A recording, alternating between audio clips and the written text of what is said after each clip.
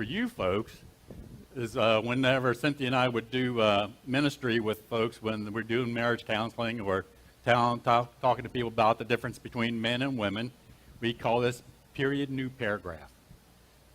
Period new paragraph. That means I'm ending one subject, so I just got done with talking about the microchip, and I'm going to start a new subject. Okay. When Cynthia was her being a counselor and everything else, she would just talk to me, and she would change subject in midstream, talking, and change to a third subject. And I said, whoa, what are you talking about? And my head is spinning. I don't understand. Okay? And so we got this where we caught. She says, oh, that's right. You're a man. You think in boxes. Okay? So got to get you to switch from this box of understanding to this box of understanding. So to get me to switch boxes, we caught period and new paragraph.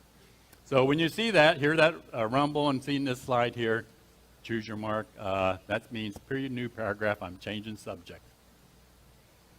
So I'm going to start with the speed of computer systems. Computers these days are incredibly fast.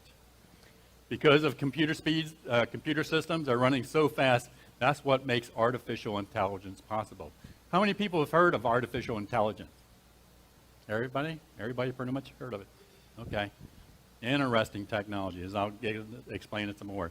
In 1997, the Intel ASCII Red computer runs at 1.06 teraflops. That's 1 trillion flops. Flops is floating point operations per second. That's how they measure computers, how fast they run. It's like if you was to give a person a calculator and you did a calculation, that's one calculation. That's what they call, in a computer world, a flop. One calculation. Okay? With this ASCII Red computer running at 1.06 teraflop, that means that if you got 10,000 people each given a calculator, and they each performed one mathematical calculation every second for 24 hours a day, 6 days or 7 days a week, all year round, it would take them an estimate 3.4 years to do what ASCII Red can do in 1 second. Now wait a minute, we're talking 1997 technology. Okay, let's take it up a notch. 9 years later, the IBM Road Runner in 2008, running 1,000 times faster. 1,000 times in 2008. This runs at 1.02 pentaflop. That's 1 quadrillion flops. 1 quadrillion. So if you take 10,000 people and give them a calculator and they perform one mathematical calculations every second for 24 hours a day, 365 days a year, it would take them an estimate 3,234 years to do what this computer can do in 1 second. Okay? That was in 2008. Now let's look at 2022. 12 years later, 1,000 times faster is this Packard Cray Frontier computer. It runs at 1.1 exaflop. That's 1 quadrillion flops.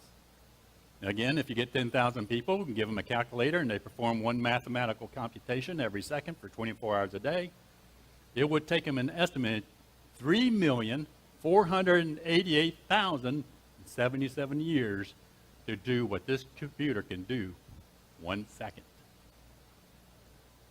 That's what makes artificial intelligence possible.